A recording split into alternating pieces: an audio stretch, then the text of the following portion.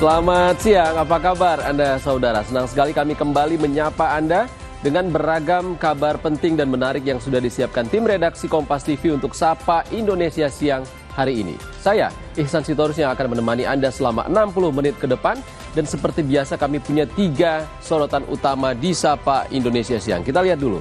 Ini adalah kabar dari ledakan di SMA Negeri 72 Jakarta. Saudara, sepekan usai insiden ledakan di Masjid SMA Negeri 72 Kelapa Gading, Jakarta Utara, masih sepi aktivitas. Area masih dikawal ketat oleh personel TNI dan psikolog klinis forensik Cassandra Putranto mengatakan, ini kejadian pertama di Indonesia. Seorang anak terlibat dalam tindakan peledakan yang dirakit sendiri. Berikutnya, ada kabar bencana dari Cilacap, Jawa Tengah. Saudara, bencana tanah longsor terjadi di Kabupaten Cilacap, Jawa Tengah pada Kamis malam. Sebanyak 16 rumah warga di 2 dusun tertimbun material longsor. 3 orang ditemukan meninggal dalam peristiwa ini dan diduga 21 warga lainnya masih dinyatakan hilang. Berikutnya, seperti biasa kami punya kabar ataupun informasi kuliner untuk Anda saudara. Menikmati menu tradisional di tengah sejuknya udara pedesaan bisa menjadi pilihan menarik bagi Anda pencinta wisata kuliner. Di Bantul, Yogyakarta, sebuah warung yang berdiri di lereng Bukit Dlingo menawarkan pengalaman makan sekaligus blusukan ala warga desa. Seperti apa keseruannya nanti dapat Anda saksikan di Sapa Indonesia Siang selengkapnya.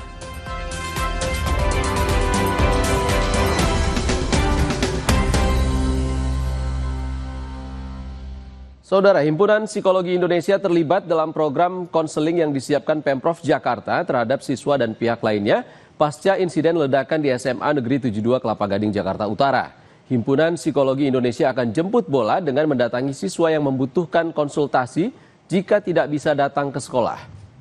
Konselor Himpunan Psikologi Indonesia mengatakan mayoritas keluhan adalah ketakutan peristiwa serupa akan terulang. Tak menutup kemungkinan, HIMSI akan merekomendasikan klien berkonsultasi ke psikiater jika trauma yang dirasakan berpengaruh ke aspek klinis. Mobil konseling dari Pemprov Jakarta pun beroperasi di halaman depan SMA Negeri 72 Jakarta setiap Senin hingga Jumat pukul 8 pagi hingga 12 siang.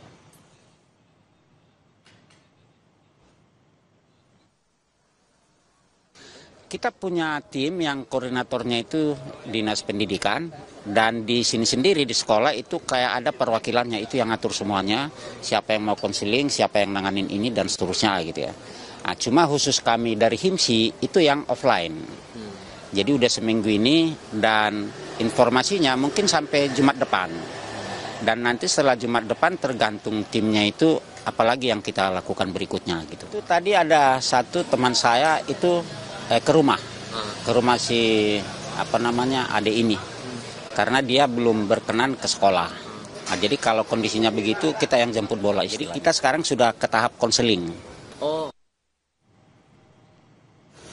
Sejumlah korban insiden ledakan di SMA Negeri 72 Jakarta masih menjalani perawatan di Rumah Sakit Islam Jakarta Cempaka Putih.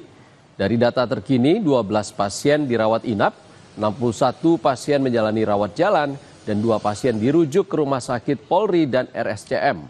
Korban ledakan di SMA Negeri 72 dirawat di 3 rumah sakit berbeda, yakni Rumah Sakit Islam Jakarta Cempaka Putih, Rumah Sakit Yarsi, dan RS Polri Kramat Jati. Secara keseluruhan, total masih ada 19 orang yang dirawat inap di 3 rumah sakit tersebut. Sementara 1 pasien dirujuk ke RSCM guna perawatan lebih intensif.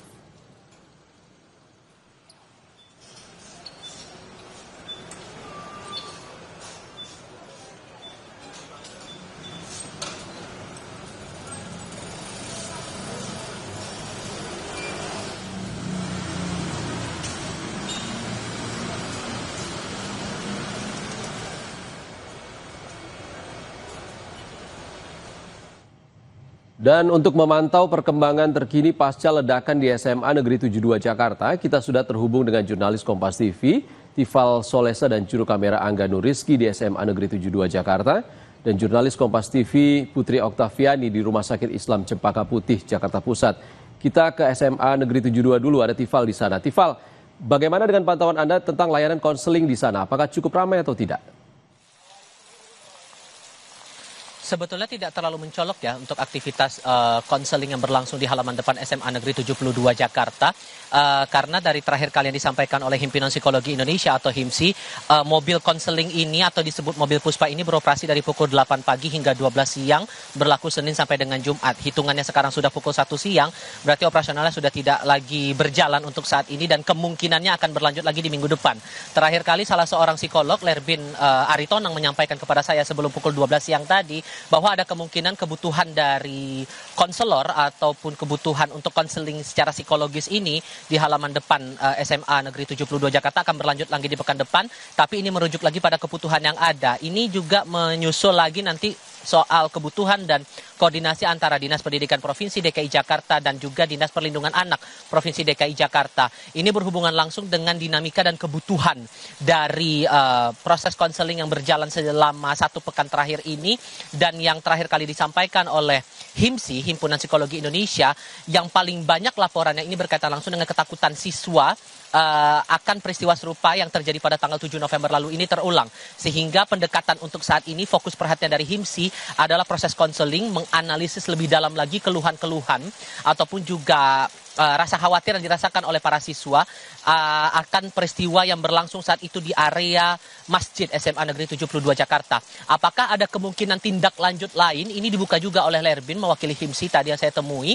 Ia menyampaikan bahwa tidak tertutup kemungkinan saran atau rekomendasi ke psikiater ini bisa diberikan kalau kemudian ketakutan atau kekhawatiran secara psikis yang dialami oleh para siswa ini akan berdampak pada aspek medis. Dan yang ditekankan juga oleh HIMSI, mewakili Pemprov Jakarta yang ikut terlibat dalam konseling ini, bahwa mobil Puspa atau mobil konseling di halaman depan SMA Negeri 72 ini tidak dibatasi untuk siswa saja, tapi bisa para guru melakukan konsultasi, orang tua siswa juga bisa berkonsultasi akan keluhan psikologis pasca insiden yang berlangsung pada pekan lalu. Hitungannya sudah genap 7 hari kejadian itu berlangsung.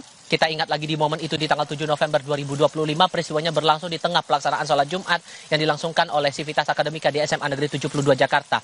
Bagaimana keadaan sekarang? Kalau saya lihat di sini masih sama sebetulnya seperti pagi tadi, belum ada aktivitas mencolok atau belum ada aktivitas berarti dan tindak lanjut lain yang dilakukan.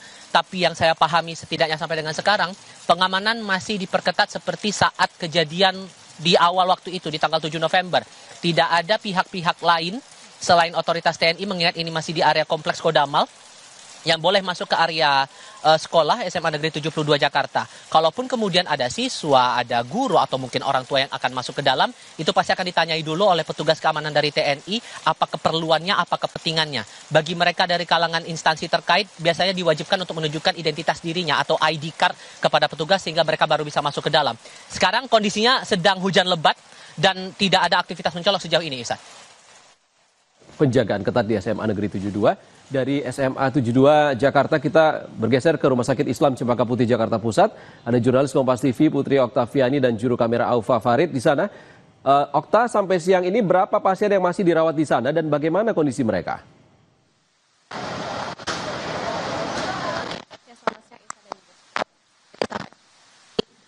Di Rumah Sakit Islam Jakarta Putih, perawatan terhadap pasien yang masih rawat jalan 61 pasien, dirujuk 2 pasien, jadi secara total ada 75 pasien. Nah, Rumah Sakit Islam Jakarta Cempaka Putih ini menjadi salah satu titik selain dari rumah sakit lainnya, yakni adalah Rumah Sakit Yati maupun juga Rumah Sakit Polri.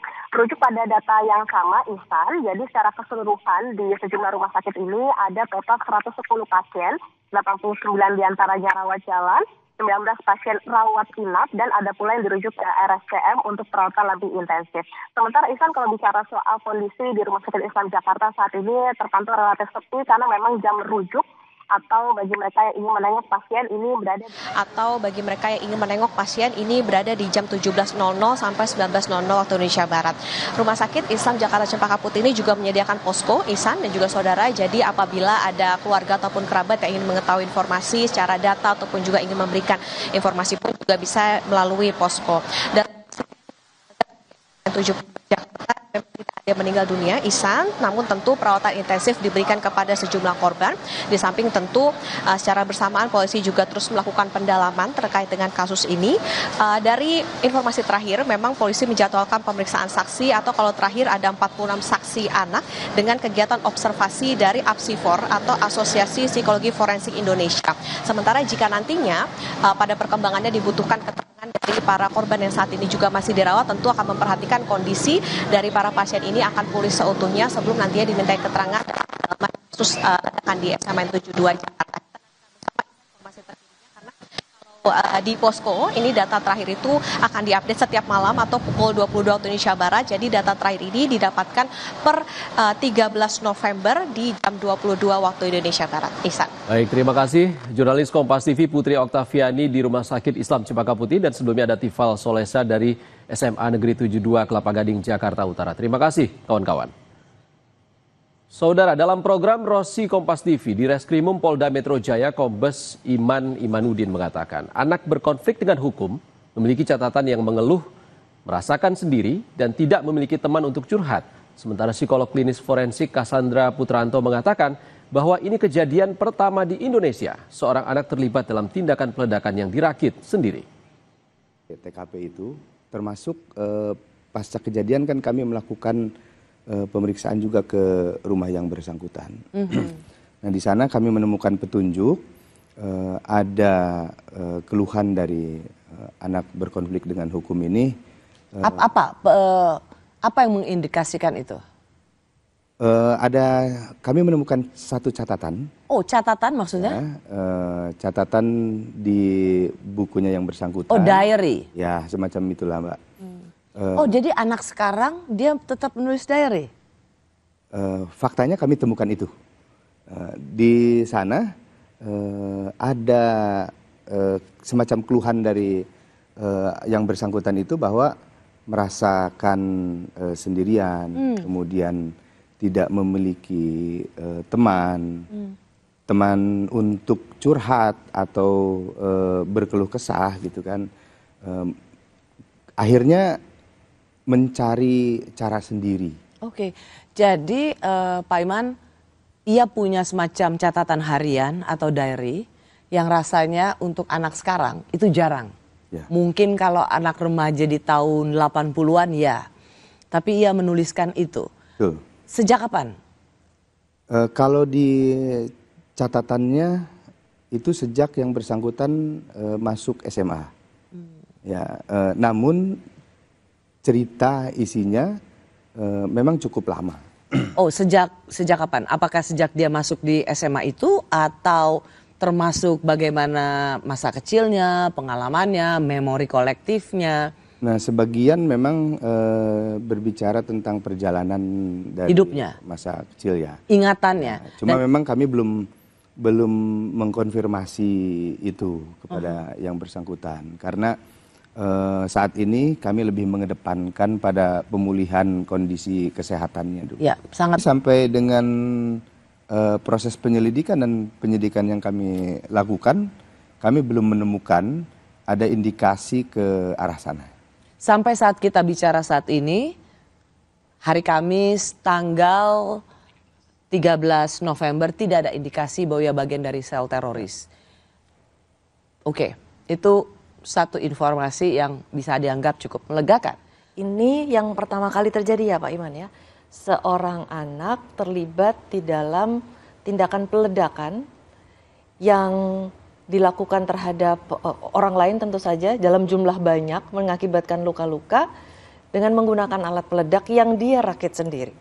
Ini merupakan kejadian hukum yang pertama gitu. Kalau sebagai seorang psikolog forensik yang sudah banyak melihat kasus bahwa ini yang pertama, apa yang pertama kali waktu mendengar berita ini, apa yang pertama kali ada dalam benaknya seorang Cassandra?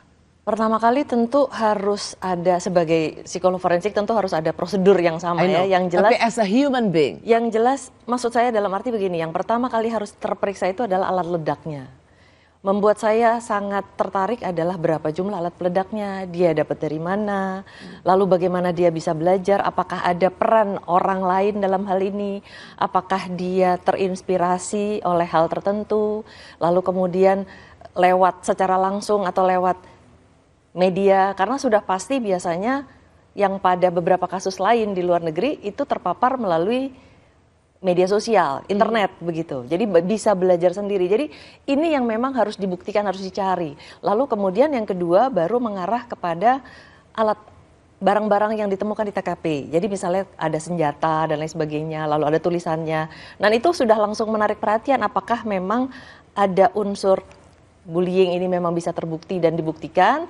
Lalu kemudian apakah ada unsur pengkultusan kepada tokoh-tokoh tertentu, pengidolaan terhadap tokoh-tokoh tertentu.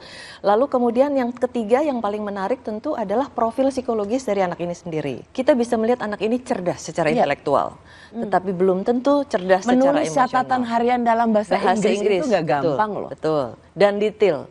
Ya. Lalu kemudian cerdas secara sosial, cerdas secara spiritual, kita belum tahu. Nah itu yang harus kita periksa. Nah yang apalagi dengan adanya pengalaman-pengalaman masa lalu, rekaman-rekaman yang dia simpan, terutama ada kejadian bully di masa lalu. Jadi ini kita harus betul-betul membedakan faktor penyebab utama, faktor penyebab penyerta, faktor pemicu yang memicu kenapa dia lakukan sekarang, kenapa tidak dulu. Dan kembali lagi ada bukti-bukti tadi bahwa ada tulisan, ada perencanaan, ada persiapan yang sangat matang bahwa mungkin dia belajar bagaimana cara melakukan. Nah ini yang justru harus diperiksa secara forensik. Mungkin nggak sih anak di bawah umuran, berapa umurnya 17 tahun? 17. Ya. Melakukan itu sendirian? Ya kenyataannya ini terjadi. Nah ini justru yang harus diperiksa. Jangan kemana-mana dulu saudara, usai jeda Sapa Indonesia Siang akan kembali dengan berita soal bencana tanah longsor di Kabupaten Cilacap, Jawa Tengah. 16 rumah warga di 2 dusun tertimbun material longsor. 3 orang ditemukan meninggal. Tetaplah bersama kami.